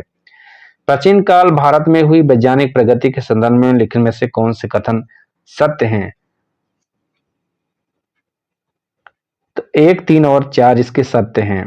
प्रथम शती ईस्वी में विभिन्न प्रकार के विशिष्ट शल्य औजारों का उपयोग आम था। तीसरी शती ईस्वी के आरंभ में मानव शरीर के आंतरिक अंगों पर प्रत्यारोपण शुरू हो चुका था, गलत है। 5वीं शती ईस्वी में कोण ज्या का सिद्धांत ज्ञात था। 7वीं शती ईस्वी में चक्री चतुर्भुज का सिद्धांत ज्ञात था। ये कथन सही हैं।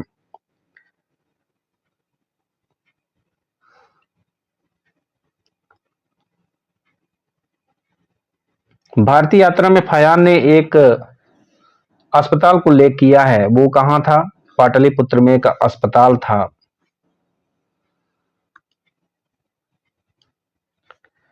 चीनी यात्री फयान गुप्त काल में भारत आया, उसने उल्लेख किया कि पाटलिपुत्र नगर के धनिकों ने एक बड़े अस्पताल का निर्माण करवाया था, जहां निर्धनों को निःशुल्क दवाएं, भोजन उपलब्ध कराया जाता था। यह देश भर में रोगी इलाज के लिए, यहाँ देश भर से रोगी इलाज के लिए आते थे। चंद्रगुप्त के नवरत्नों में से कौन से फलित ज्योतिष थे? फलित ज्योतिष छपणक को फलित ज्योतिष कहा जाता है। शंकुक इसमें वररुचितो व्याकरणाचार्य थे। अमरसिंह कोशकार थे, लेक्सिकोग्राफर। एस्ट्रोलॉजर छपणक थे। शंकुक कालिदास किसके शासनकाल में थे? कालिदास चंद्रगुप्त द्वितीय के शासनकाल में थे। किसने पहली बार यह व्याख्या की थी कि पृथ्वी की अपनी धुरी पर घूमने के कारण प्रतिदिन सूर्योदय एवं सूर्यास्त होता है? तो सबसे पहले यह घोषणा आर्यभट्ट ने किया था। आर्यभट्ट ने गुप्त काल के प्रसिद्ध गणितज्ञ थे ये। इनकी प्रमुख कृति आर्यभट्टियम है। इन्होंने गणित के विभिन्न नियमों का प्रतिपादन किया था। सर्वप्रथम यह खोज की कि पृथ्वी अपनी धुरी पर चारों ओर परिभ्रमण करती है, जिससे सूर्यास्त और सूर्योदय होते हैं। अधोलेखित में कौन गुप्तकालीन स्वर्ण मुद्रा है? तो दिनार को गुप्तकालीन स्वर्ण मुद्रा कहा जाता था। लोग दैनिक क्रय विक्रय में कौड़ियों का उपयोग करते थे। चीनी यात्री फयान के अनुसार गुप्त काल में स्वर्ण मुद्रा को दिनार कहा जाता था। गुप्त काल में स्वर्ण मुद्रा को क्या कहा जाता था? गुप्त काल में स्वर्ण मुद्रा को दिनार के नाम से जाना जाता था।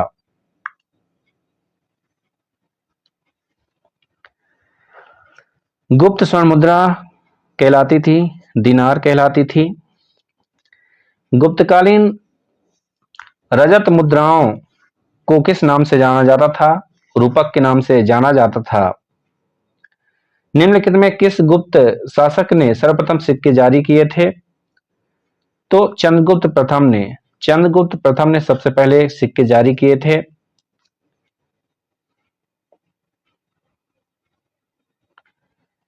गुप्त शासकों में चंद्रगुप्त प्रथम द्वारा सर्वप्रथम सिक्के जारी किए गए। चंद्रगुप्त प्रथम के पूर्व के शासकों श्रीगुप्त, घटोत्कच। सिक्के जारी करने का कोई साक्ष्य उपलब्ध नहीं है। समुद्रगुप्त द्वारा भी कई प्रकार के सिक्के जारी किए गए थे, परंतु इसका काल चंद्रगुप्त प्रथम के बाद का है। गुप्त काल में लिखित संस्कृत नाटकों में स्त्री एवं शूद्र बोलते थे क्या? प्राकृत भाषा बोलते थे। सती प्रथा का प्रथम अभिलेखित साक्ष्य कहां से प्राप्त होता है? ईरान से प्राप्त होता है। 510 में गोपराजा ने लड़ाई करते हुए शहीद हो गया था, सेनापति था और पत्नी इसके साथ सती हो गई थी। गुप्त संवत की स्थापना किसने किया था? चंद्रगुप्त प्रथम ने ही गुप्त संवत की स्थापना किया था। गुप्त संवत की स्थापना चंद्रगुप्त प्रथम ने किया था 319 ईस्वी में।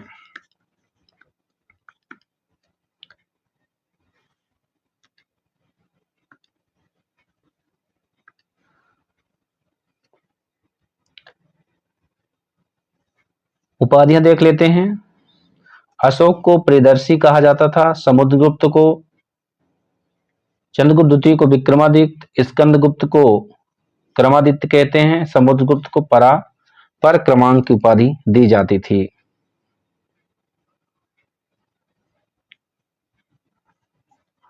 नगरों का क्रमिक पतन किस काल में एक प्रमुख विशेषता मानी जाती है? नगरों का क्रमिक पतन होना शुरू हो गया था गुप्त काल में ही। किस शासक ने मंदिरों एवं ब्राह्मणों को सबसे अधिक ग्राम अनुदान में दिए थे? गुप्त वंश के शासकों ने। प्राचीन भारत में किस वंश का शासन काल स्वर्णयुग कहा जाता है? तो गुप्त वंश का शासन काल स्वर्णयुग के नाम से जाना जाता है। क्यों जाना जाता है गुप्त काल को स्वर्णयुग के नाम से? आइए थोड़ा सा इस पर ओवरव्यू देख लेते हैं। गुप्त काल को इतिहासकारों ने भारत का स्वर्णयुग कहा है। यह काल क्लासिक युग या भारत का पेरी क्लीन युग भी कहा जाता है। अपनी जिन विशेषताओं के कारण गुप्त काल को स्वर्ण काल कहा जाता है इस प्रकार है। महान सम्राटों का काल था, श्रेष्ठ शासन व्यवस्था थी, आर्थिक समृद्धि प्राप्त हुई, धार्मिक सहिष्णुता का काल था, भारतीय संस्कृति के प्रचार का काल था, साहित्य, विज्ञान, कला के उत्कर्ष का काल था। तो ये बहुत सारे कारण हैं जिसके कारण स्वर्ण काल कहा जाता है। तो स्वर्ण काल क्यों कहा जाता है? सबसे पहले तो महान सम्राट हुए, फिर से शासन रहा, आर्थिक समृद्धि हासिल किया, धार्मिक सहिष्णुता रही, भारतीय संस्कृति का प्रचार हुआ, साहित्य, विज्ञान और कला का चरमोत्कर्ष काल था, इसलिए इसे स्वर्ण युग कहा गया। निम्नलिखित में किस काल में स्त्रियों की पुरुषों से बराबरी थी? तो इनमें से किसी भी काल में स्त्रियों की पुरुषों से बराबरी नहीं थी, इनमें से कोई नहीं। ऋग्वैदिक काल को छोड़ करके प्राचीन भारतीय इतिहास में स्त्रियों की स्थिति कभी अच्छी नहीं रही। गुप्त, मौर्य या चोल काल में भी स्त्रियों की स्थिति में से संबंधित कुछ सीमित प्रसंगों को छोड़कर उनकी दयनीय स्थिति का ही साक्ष्य मिलता है। अतः स्त्रियों की पुरुषों से बराबरी किसी काल में नहीं मानी जा सकती। गुप्त युग में भूमि राजस्व की दर क्या थी? भूमि राजस्व की दर उपज का 1/6 भाग हुआ करती थी, षष्ठांश। और गुप्त अभिलेखों में भूमि कर को उदंग्र या भाग कर के नाम से जाना जाता है। धर्मशास्त्रों में भू राजस्व की दर क्या मानी जाती है? 1/6 मानी जाती है। हिंदू विद्वारा मान्य कर कितना था? हिंदू विद्वारा भी उपज का 1/6 ही था। किस प्रकार की भूमि को अपराहत कहा जाता था? बिना जोती हुई जंगली भूमि को, बिना जोती हुई जिस पर प्रहत नहीं किया जा सके, अपराहत भूमि है। गुप्तकालीन भूमि व्यवस्था का एक पद टर्म था। भारत के इतिहास के संदर्भ में कुल्याबाप या द्रोणबाप शब्द किसे क्या निर्दिष्ट करते हैं? कुल्याबाप या द्रोणबाप? कुल्याबाप या द्रोणबाप भूमाप की पद्धतियां थी। कुल्याबाप और द्रोणबाप भूमाप की पद्धतियां थी और अधवाप भी। अधवाप, अधवाप, कुल्याबाप, द्रोणबाप। ये भूमापन की इकाइयां थीं। गुप्त साम्राज्य द्वारा निम्न में से किन्हें कर रहित कृषि भूमि प्रदान की जाती थी? ब्राह्मणों को। गुप्त काल में मंदिरों और ब्राह्मणों को जो भूमि दान दिया जाता था उसे अग्रहार कहा जाता था। अग्रहार, भूमि दान मंदिरों और ब्राह्मणों को, ये अग्रहार कहा जाता था। ऐसी भूमि सभी प्रकार के करों से मुक्त भी रखी जाती थी। इनके ऊपर धारकों का पूर्ण स्वामित्व होता था। इस प्रकार के भूमिदान एकमात्र उद्देश्य धार्मिक और शैक्षिक उद्देश्यों को लेकर दिए जाते थे। या तो धार्मिक उद्देश्य होता था या कि शैक्षणिक उद्देश्य होता था। धार्मिक या शैक्षणिक उद्देश्य। एमपीपीएससी 2024। प्राचीन भारत में सिंचाई कर को क्या कहते थे? उदंग भोगम कहते थे। उदंग भोग, उदक भोग। हिरण्यमौर्य काल में लिया जाने वाला नगद कर होता था। गुप्त अभिलेखों में भूमि कर को उदंग्र कहा जाता था या उदरंग कहा जाता था। प्राचीन भारत की स्थिति में राजपूत योगिन संस्कृति में उल्लेख मिलता है। प्राचीन भारत की राजपूत योगिन संस्कृति में उपरनिका भूमि पर स्थायी तथा अस्थायी रूप से रहने वाले किसानों से लिया जाता था कर। उपरनिका कर राजपूत काल में। तीसरी शताब्दी में वारंगल प्रसिद्ध था किसके लिए? लोहे के यंत्रों और उपकरणों के लिए प्रसिद्ध था। प्राचीन भारतीय गुप्त राजवंश के समय के संदर्भ में नगर, घंटाशाला, कदूरा, चौल किस लिए विख्यात थे? ये विदेशी व्यापार करने वाले बंदरगाह थे। कौन कौन? बहुत ही इंपॉर्टेंट हैं। घंटाशाला, कदूरा, चौल, ये सब विदेशी व्यापार करने वाले बंदरगाह थे। घंटाशाला, कदूरा, चौल गुप्त काल में बड़े बंदरगाह शहर थे जहां से विदेशों से व्यापार किया जाता था। घंटाशाला, कदूरा जहां पूर्वी तटीय बंदरगाह शहर थे, वहीं चौल पश्चिमी तटीय बंदरगाह शहर था। तोरमाड़ किस जाति दल का था? हूण था। तोरमाड़ तोरमाड़ भारत पर दूसरे हूण आक्रमण का नेता था। दूसरा हूण आक्रमण किया इसने। मध्य भारत के एरा नामक स्थान से बराह प्रतिमा पर खुदा हुआ लेख मिला है जिससे पता चलता है कि धान्य विष्णु उसके शासनकाल के प्रथम वर्ष में उसका सामंत था। धान्य विष्णु। निम्नलिखित में किसने हूण शासक मिहिरकुल को पराजित किया था? तो यशोधर्मन ने। चीनी यात्री हुएनसांग तथा मंदसौर लेख के साक्ष्य से जात होता है कि सर्वप्रथम गुप्त नरेश नरसिंहगुप्त बलादित्य तत्पश्चात मालव नरेश यशोधर्मन द्वारा मिहिरकुल को बुरी तरह से पराजित किया गया था। चीनी तीर्थयात्री जिसने छठी शताब्दी में भारत दर्शन किया था वो कौन था? सुंगयुन था जो छठी शताब्दी में आया था। 518 ईस्वी में भारत आया। उसने अपनी 3 वर्ष की यात्रा में बौद्ध धर्म की प्रतियां एकत्रित की। 3 वर्ष रहा था। 5-3-18-3-21 तक चीनी यात्री सुंगयुन ने भारत की यात्रा थी की कब? 500 उपरोक्त में से कोई नहीं। 518 में आया, 521 में वापस हो गया।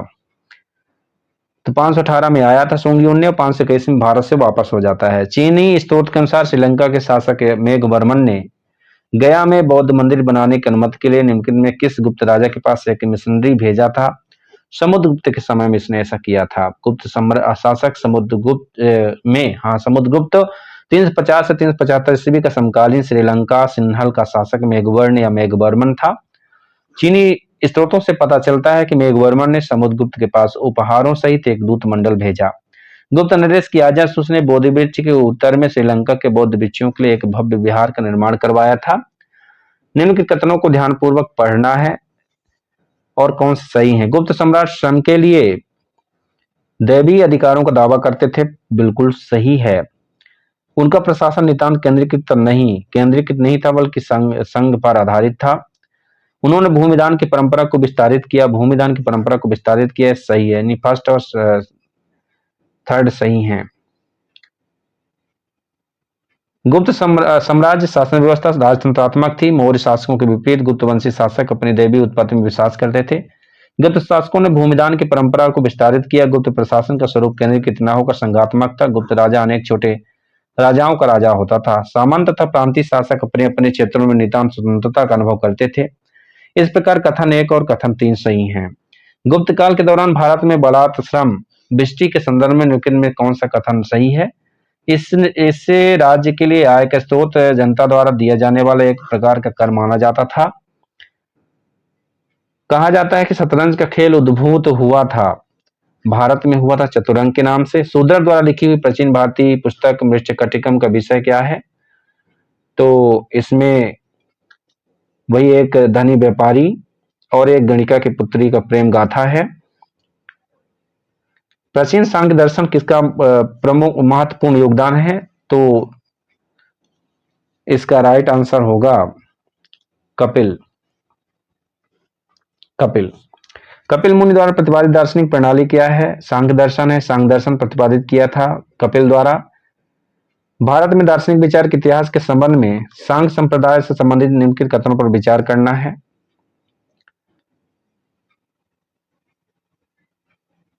तो इसका राइट आंसर बी होगा। सांख्य दर्शन की मान्यता है कि आत्मज्ञान ही मोक्ष की ओर ले जाता है, न कि कोई ब्रह्म बाह्य प्रभाव अथवा कारक।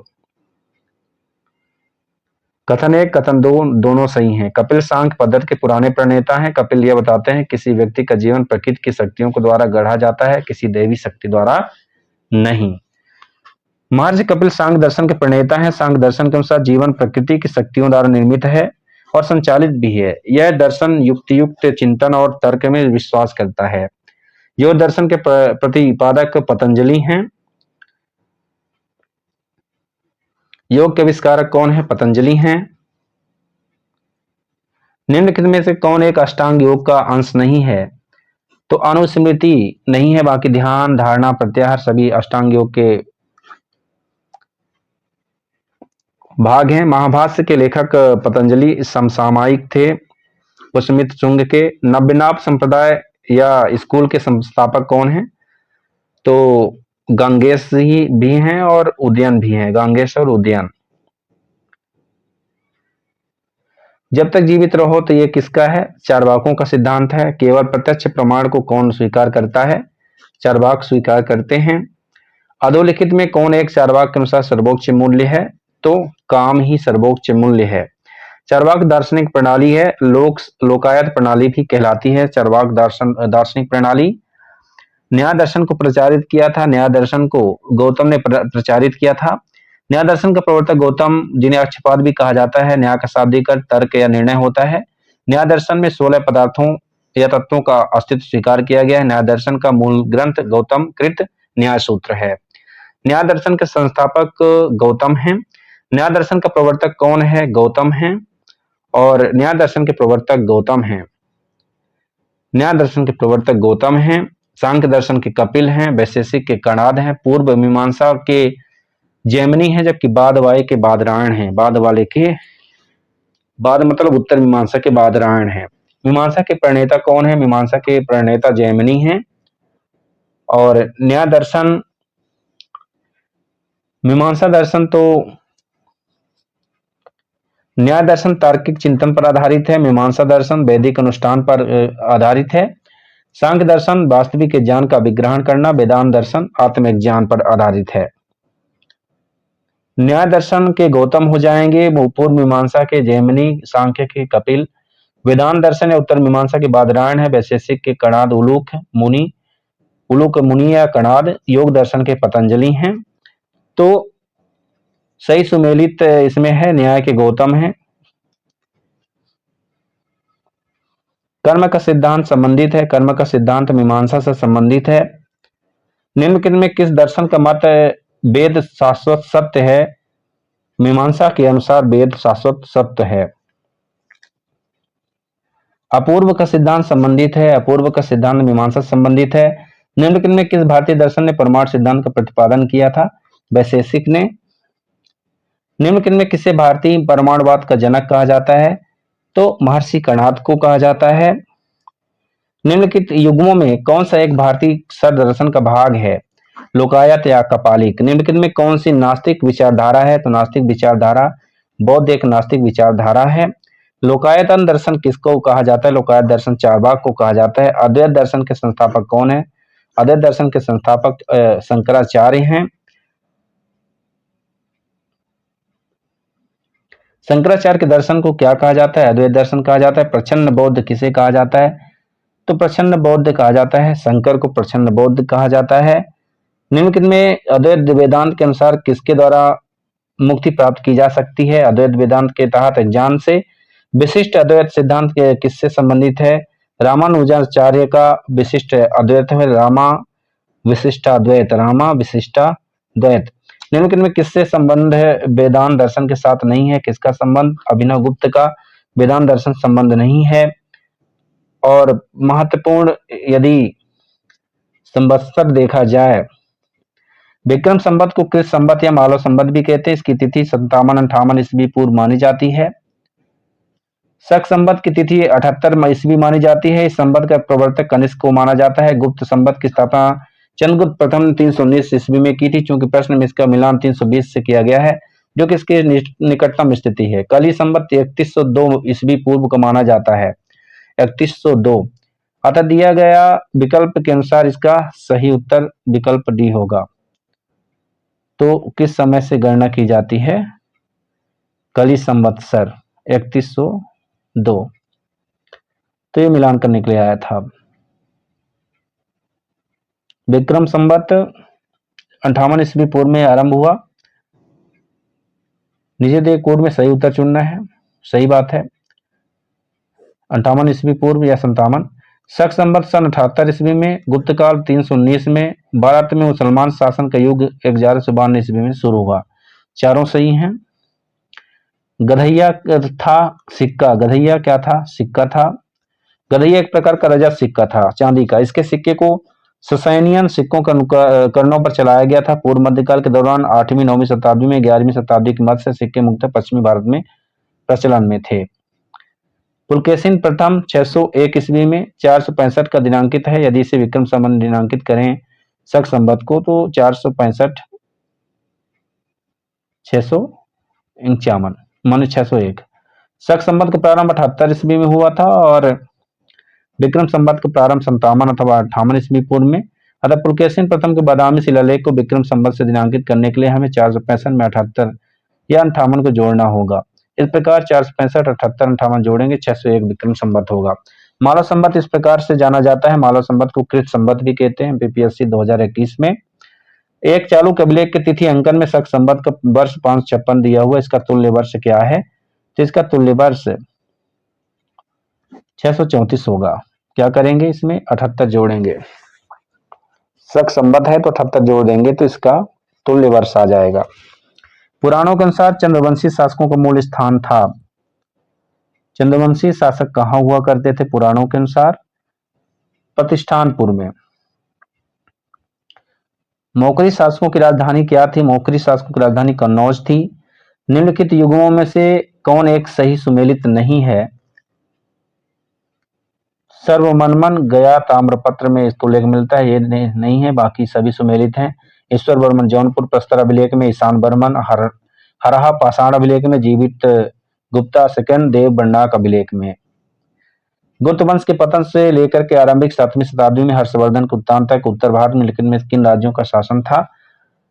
तो 1, 3, 4, 6 मगध के गुप्तों का, थानेसर के पुष्यभूति का, कन्नौज के मुखरी का और वल्लभी के मैत्रक का। तो इनका था।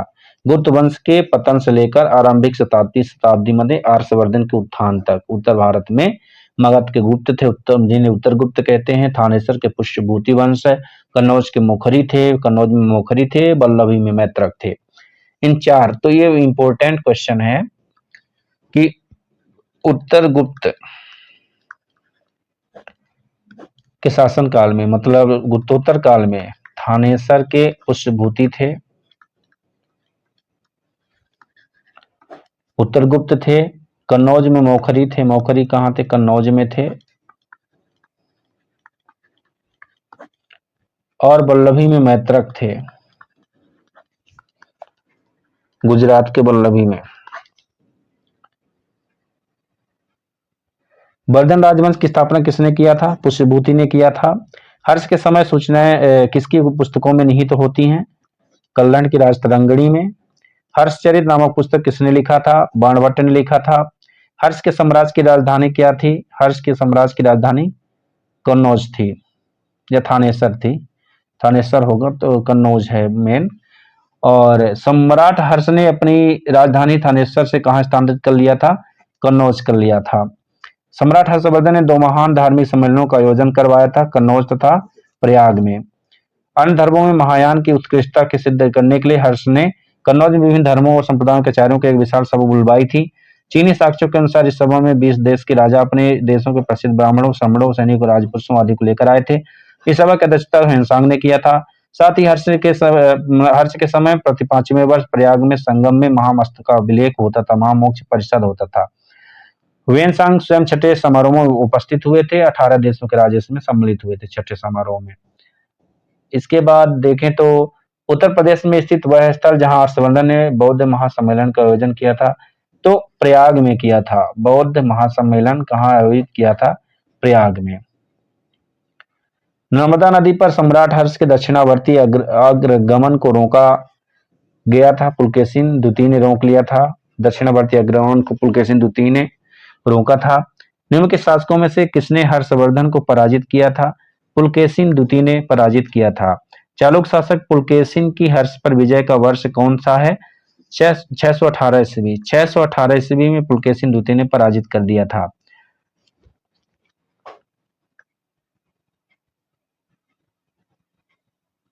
कविवाण निवासी था, कहाँ का कविवाण निवासी? तो उपरोक्त में से कोई नहीं।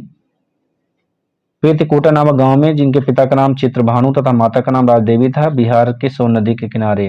ह्वेनसांग किसके शासनकाल में भारत आया था? ह्वेनसांग सम्राट हर्ष के शासनकाल में भारत आया था। हर्षवर्धन शासनकाल में किस चीन यात्री ने भारत की यात्रा की थी? तो ह्वेनसांग था।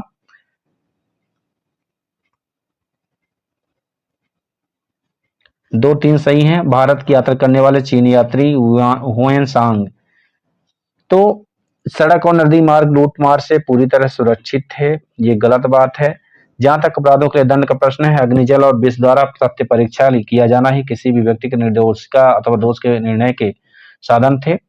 व्यापारियों को नौघाटों और नौकाओं पर शुल्क देना पड़ता था। तो 2 और 3 सही हैं। हर्ष के दरबार में ह्वेनसांग को एक दूत के रूप में किसने भेजा था? चीन। उपरोक्त में से कोई इसमें सही नहीं है। तांग वंशी शासक ताइसुंग के समकालीन थे और इसी ने भेजा था। 629 में प्रस्थान कर लिए था इन्होंने। ह्वेनसांग के भारत में यात्रा के समय सूती कपड़ों के उत्पादन के लिए सबसे प्रसिद्ध नगर कौन था? तो मथुरा सूती के लिए जाना जाता था। मथुरा और प्रयाग रेशम के लिए।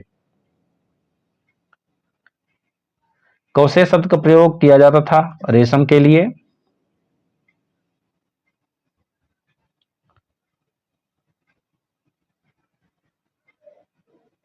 थानेश्वर नगरी को चिंतामणि भूमि तथा व्यापारियों के लिए लाल भूमि कहा जाता था। चीनी यात्री ह्वेनसांग ने किस विश्वविद्यालय में अध्ययन किया था? नालंदा विश्वविद्यालय में अध्ययन किया था।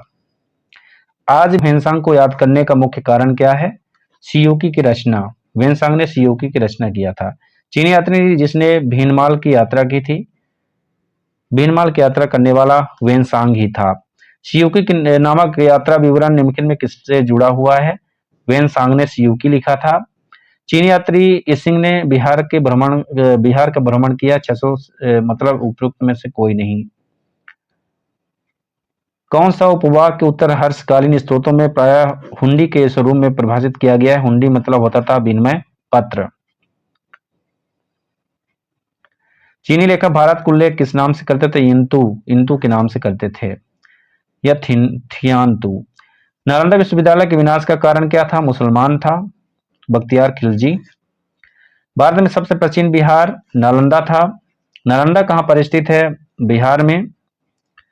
गुप्तोत्तर युग में प्रमुख व्यापारिक केंद्र कौन था? कन्नौज गुप्तोत्तर युग में प्रमुख व्यापारिक केंद्र हो गया था।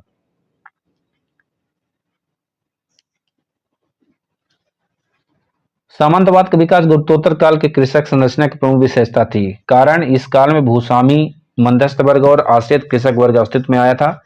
तो यह और दोनों सही हैं और आर एक ही सही व्याख्या करता है। चीनी तीर्थयात्री फयान ने कनिष्क द्वारा आयोजित की गई चतुर्थ महान बौद्ध परिषद में भाग लिया, गलत है। चीनी तीर्थयात्री ह्वेनसांग हर्ष से मिला और उसे बौद्ध धर्म का प्रतिरोधी पाया, ये गलत है।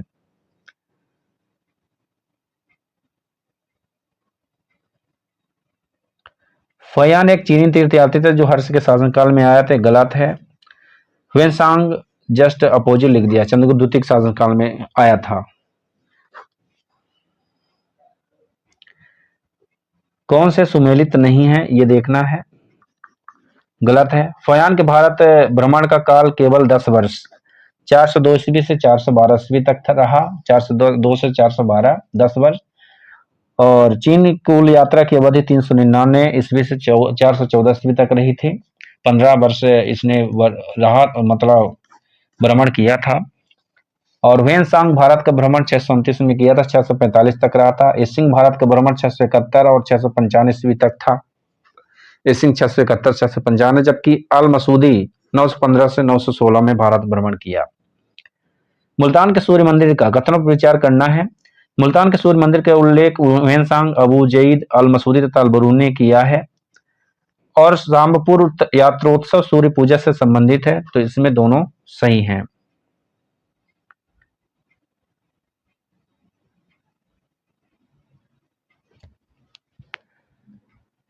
भारतीय इतिहास के संदर्भ में निम्नलिखित में से कौन से सामंती व्यवस्था के अनिवार्य तत्व हैं? अत्यंत सशक्त केंद्रीय राजनीतिक सत्ता और अत्यंत दुर्बल प्रांतीय अथवा स्थानीय राजनीतिक सत्ता, यह तो हो ही नहीं सकता। भूमि के नियंत्रण और स्वामित्व पर आधारित प्रशासनिक संरचना का उदय, सामंत और उसके अधिपति के बीच स्वामी दास संबंध का बनना, तो ये दोनों सही हैं। कौन सा 8वीं शताब्दी के संत शंकराचार्य के बारे में सही नहीं है?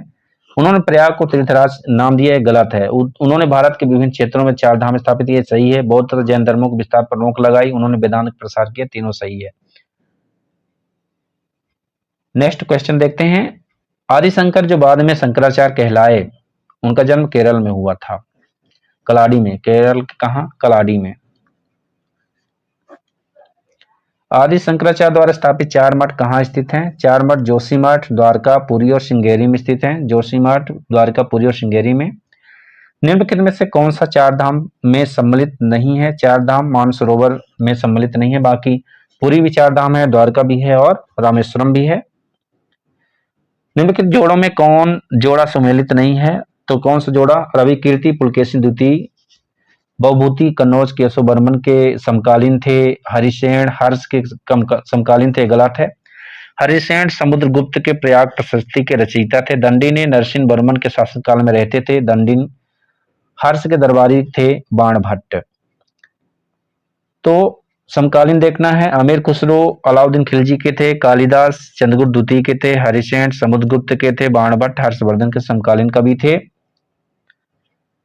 भोज कहाँ के शासक थे? भोज धार के इन्होंने राजधानी बनाया था। दुर्गावती गोंडवाना की थी। समुद्रगुप्त उज्जैनी। अशोक विदिशा।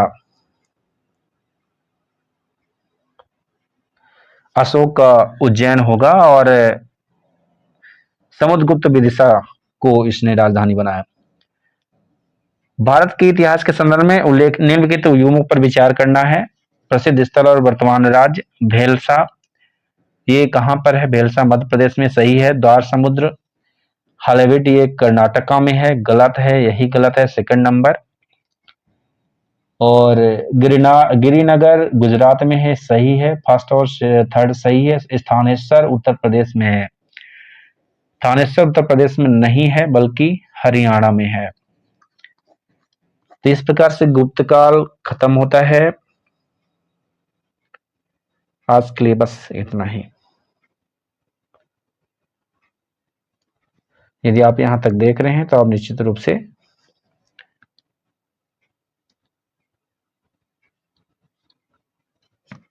अच्छी तैयारी कर रहे हैं।